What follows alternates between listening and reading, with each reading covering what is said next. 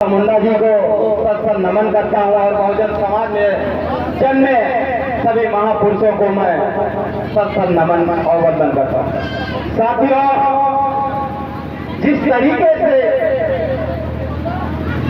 आजादी के बाद भी आज हमारे देश के अंदर जिस तरीके से विभिन्न राज्यों के अंदर आदिवासी समाज का दमन किया जा रहा है, उस दमन के खिलाफ पूरे भारत देश के आदिवासियों को सोचने की जरूरत है। उस दमन के खिलाफ खड़े होने की जरूरत है, क्योंकि आजादी के बाद इस देश का जो संविधान बना, उस संविधान के रास्ते से बहुत सी जातियां आज फांसी से आज तक पहुंच गए, लेकिन आज भी आदिवासी समाज आजादी के बाद भी आज वही स्थान पर है जो आजादी के समय आदिवासियों की स्थिति थी। इसका कारण यह है कि हमारे समाज के जो गार्जियन है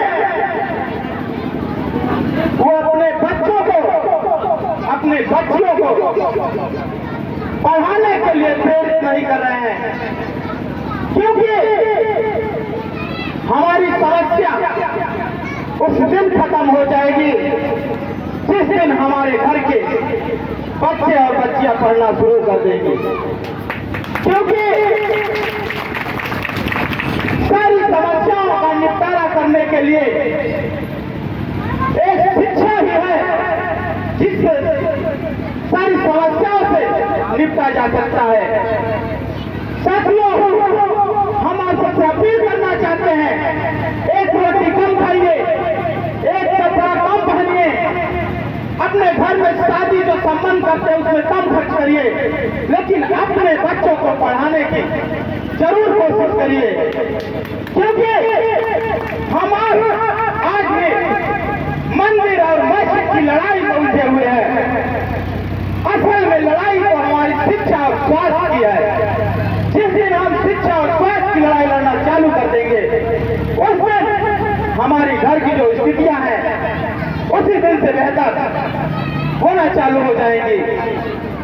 साथियों, आज जिस महापुरुष की हम यहाँ जयंती मनाने के लिए एकत्रित हुए हैं,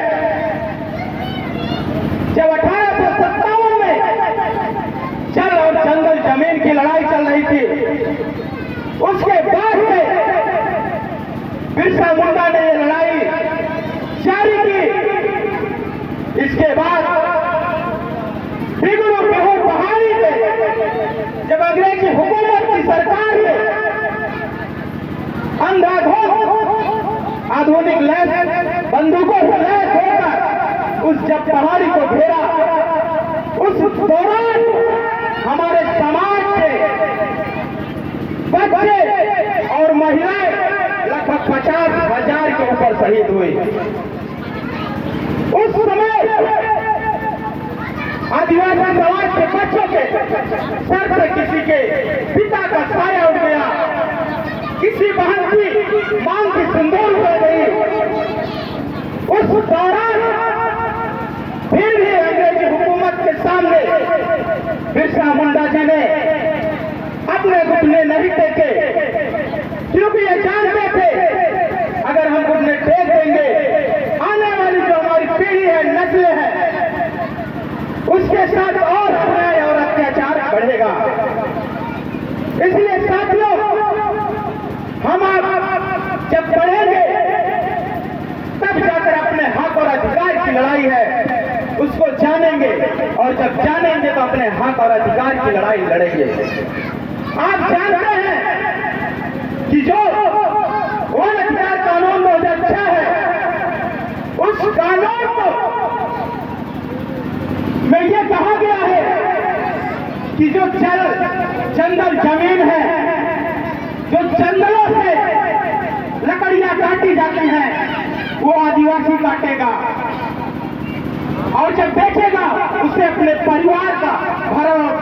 करेगा। और ये जो पहाड़ों की खुदाई है, उस खुदाई का मालिकाना हक आदिवासियों का होगा।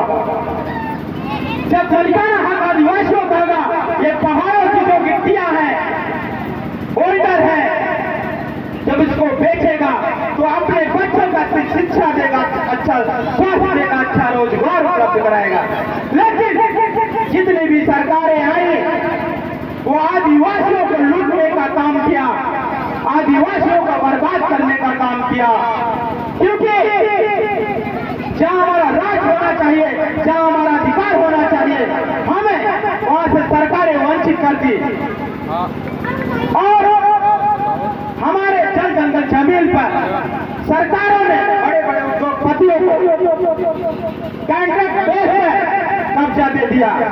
आज हम लोगों ने 2019 में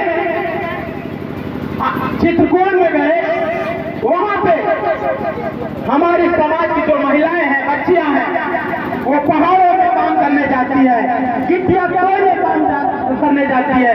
वहां पे हमारे समाज के पुरुषों को काम नहीं दिया जाता, वहां पे अक्सर महिलाओं और लड़कियों को रखा जाता है। और वहां पे हमारे आदिवासी समाज के महिलाओं और लड़कियों का साथ अन्याय होता है, अत्याचार होता है, बलात्कार होता है। और सरकारें वहां पे हमारे समाज की आवाज को दबा देती हैं। हम लोग जब 2019 में गए थे, वहां पे पूरे जिले की प्रशासन लगी हुई थी। उस गांव में, उस आदिवासी बस्ती में जाने के लिए किसी को अनुमति नहीं दी जा रही थी। लेकिन हम लोग शाम को लगभग 5 बजे गए।